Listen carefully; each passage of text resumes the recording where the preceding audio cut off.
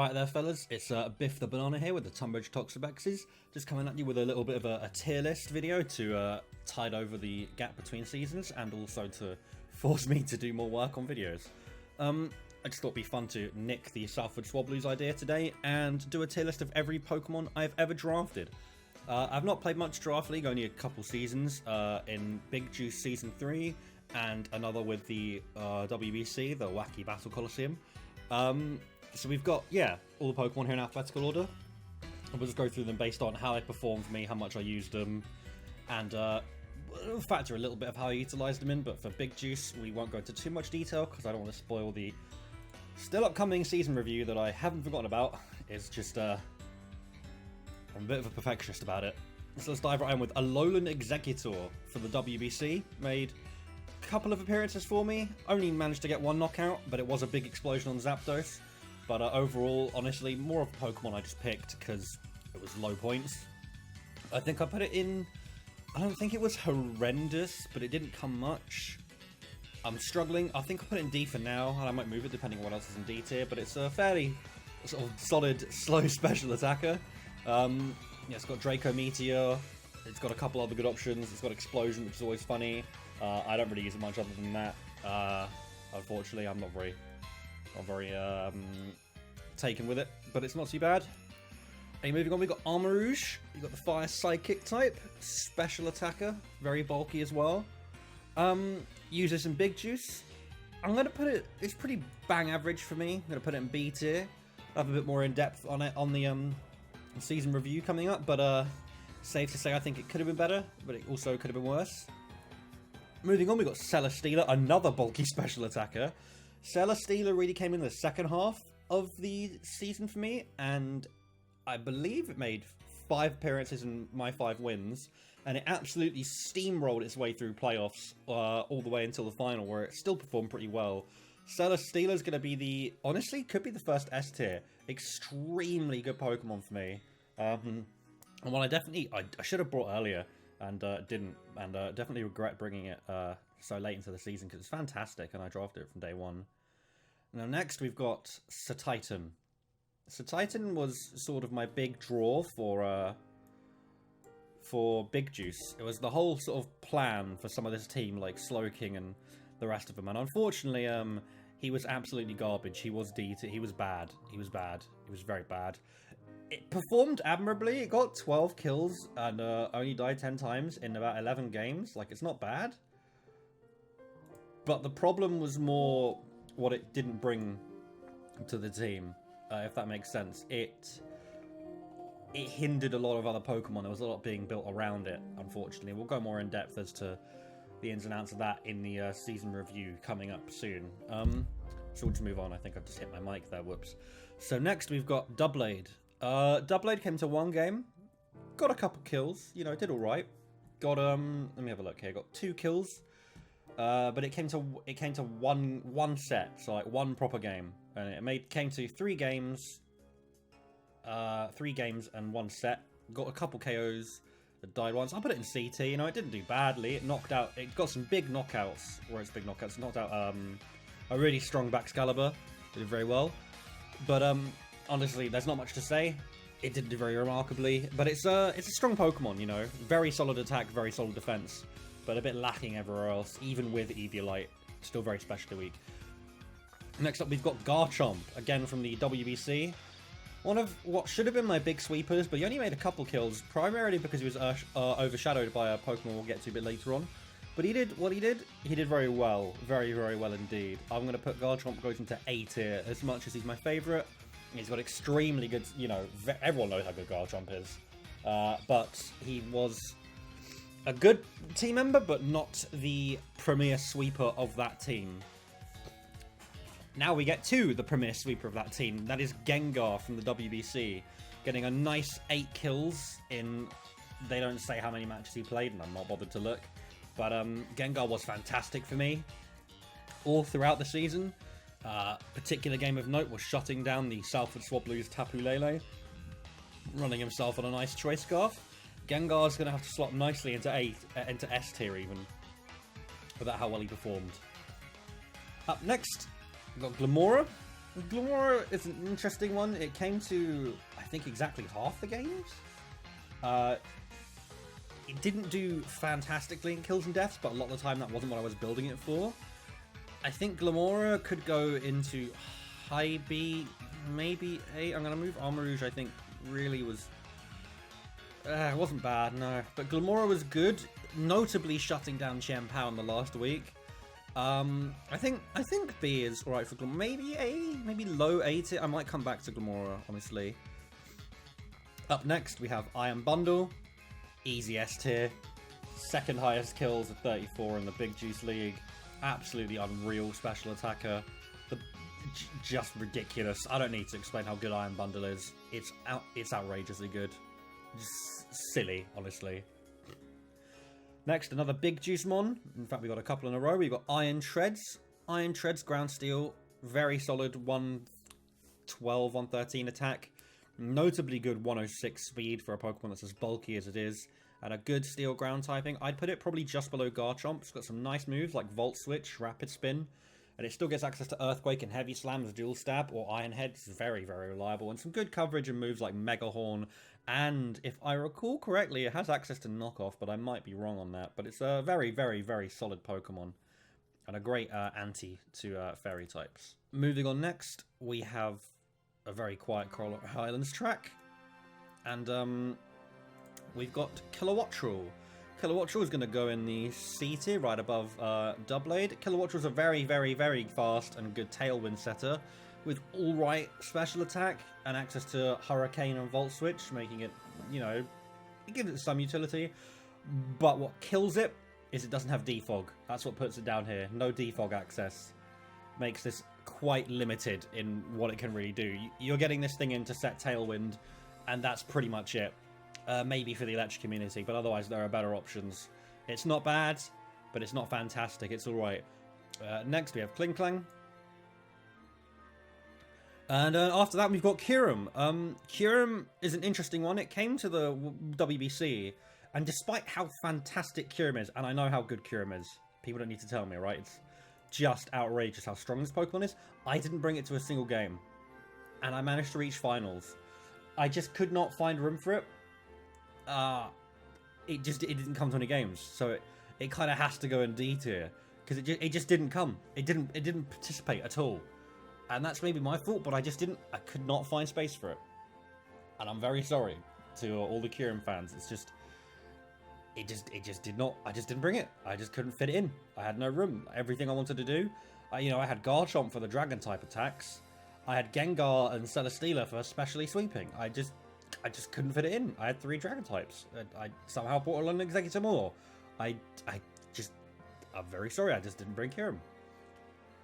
Moving on, we've got Gallade from Big Juice Season 3. Gallade's the top of the pile. In fact, Iron Bundle's probably right there with him. Gallade is outrageous. Mega Gallade, absolutely outrageous Pokemon. If you've seen the Salford Swablues video, he had it in the WBC. I had it in Big Juice. It really just kicked on and went from where it left off in WBC. It racked up a 41 kills. It was the highest killing Mega in the Big Juice 3rd season. It was my highest killer in the league overall. It's just ridiculously good. It's fantastic. Really, really excellent Pokemon. Standout for sure. Best one I've had. Moving on, we've got Mimikyu. Ranked itself up a nice 3 kills. I should note there were less games in WBC. Mimikyu played a very, very nice role in some of the playoff games as well. Very, very solid physical Pokemon, probably going into A tier. Really nice. Disguise is a ridiculously good ability. Free Sword stance, you can run Destiny Bond, you run Red Card on it. It Red Carded into a Heatran in one of its games. It's very unfortunate that it couldn't have done better. But I'm very happy with Mimikyu. One I wouldn't be opposed to using again, to be honest. But that moves us nicely onto Pincurchin. Pincurchin, honestly, for the value, it's got to go in A tier. It's tier 5 in Big Juice. And when I drafted it into Big Juice, it came to almost every game afterwards. It came to 19 games. That's about 7 sets. And it somehow got 7 knockouts. I only really bought it to set terrain for Treads and Bundle. And it was just fantastic. In the last week, it walled out Bellybolt, who had been ravaging teams all season. And continues to do well in playoffs for Big Juice. Yeah, no, Pincurchin was surprisingly able to wall a lot, even things like Landorus Therian. It gave a bit of a challenge. It's just, I was very pleasantly surprised by Pincurchin. He was a really solid addition. You know, I didn't think he'd be that good, but he was. Fair play. Next up is Sableye. S tier, the best tier 5 Pokemon in Big Juice. I'll be honest. I think I might just die on that hill, and I'll say this. For the points, the best prankster user in the game. The best prankster user. You might argue Grimmsnarl. I would argue Sableye is a better typing. Sableye manages to do screens just like Grimmsnarl can. Sableye can still do decent damage. He's got access to Foul Play. He's got access to Nightshade. Those are good options. He's got access to, I think, Toxic, Will-O-Wisp, and Thunderwave. That's all statuses. He gets Knockoff. He gets Taunt. He gets Recover. Sableye can do it all. Sableye notably also gets Magic Coat. And Sableye actually won an award for how fantastic he is. He's just a little good goblin, just a little funny goblin guy. He really likes his gold. But no, Sableye, S tier. The stat, do not let the stats deceive you. A similar case with Pincurchin, but even more exacerbated by Prankster. Sableye is incredible. He's also immune to other Pranksters. Just a chef's kiss for Sableye. A magnificent Pokemon. Now next we've got Scyther. Scyther is the only Pokemon that crossed leagues for me. He came to both Big Juice and WBC. And he performed well in both. He performed perhaps a little better in WBC. He got 4 kills and only 2 deaths. And then in Big Juice, he got 5 kills and got knocked down 8 times. In each league, there was a standout game that Scyther had. In Big Juice, it was probably week 10 against Salford Swablues. And then in WBC, it will be the semi-finals, when he went 4-0 against someone's team, and the only reason he didn't sweep them entirely is because I got a bit bored. Scyther goes into A tier, right below Garchomp. Really, really underrated, and quite a low value Pokemon, a low price Pokemon in both leagues, and continues to be so in Big Juice for next season. I'd recommend him to anyone who wants to use him. He's really strong. Next up, we've got Slowbro and Slowking. Forgive me, another Big Juice pick. Slowking's going to go at the top of B tier. Primarily picked for his synergy with Titan and then later Iron Bundle. Slowking proved, even after the loss of Titan, that he was still a valid place on this team. Notably coming to one game and walling out Sneasler. He did his job very well. But Water Psychic is a good type, but not an amazing type. And I think at some points I found his output a little bit lacking.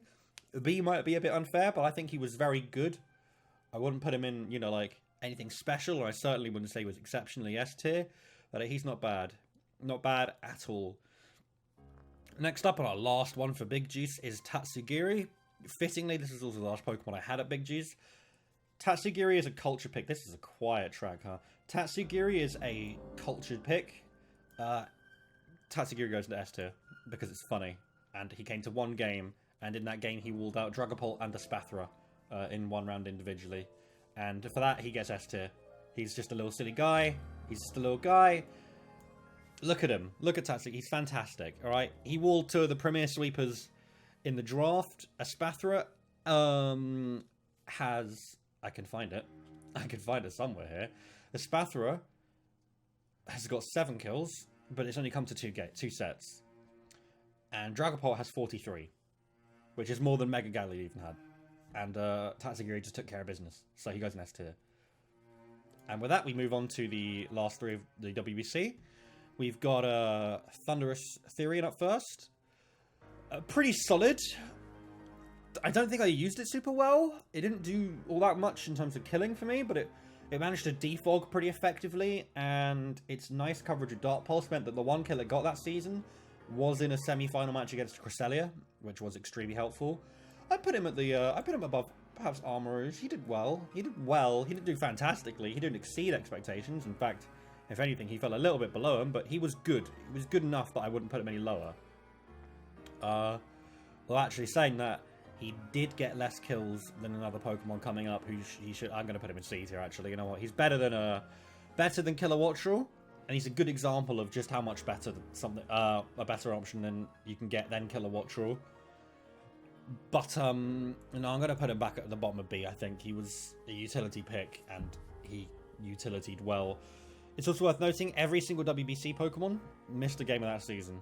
There was one game that was forfeited by an opponent, unfortunately.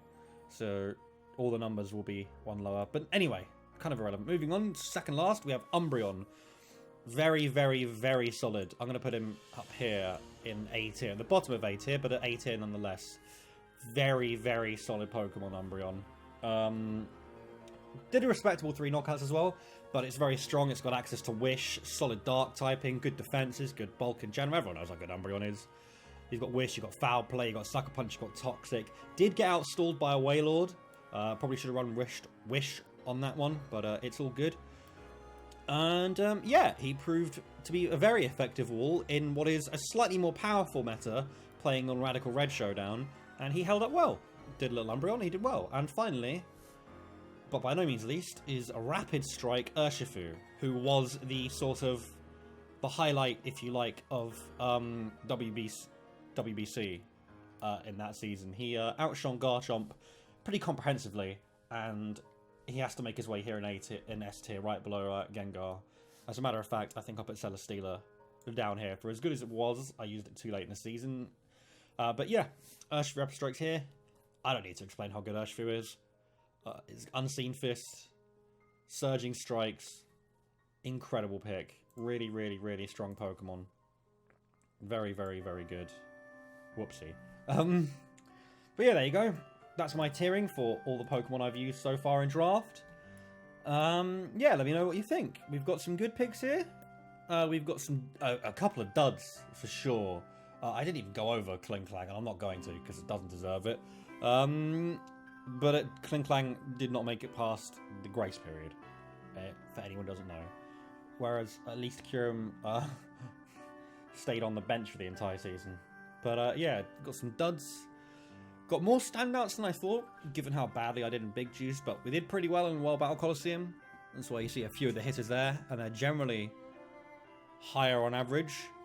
But yeah, I'm looking forward to Season 4 of Big Juice, and hopefully you guys look forward to the Season 3 review. I should have it out, I'd say by the end of this week, but that's perhaps a little optimistic, so I will say the end of next week. And just thank you all for watching.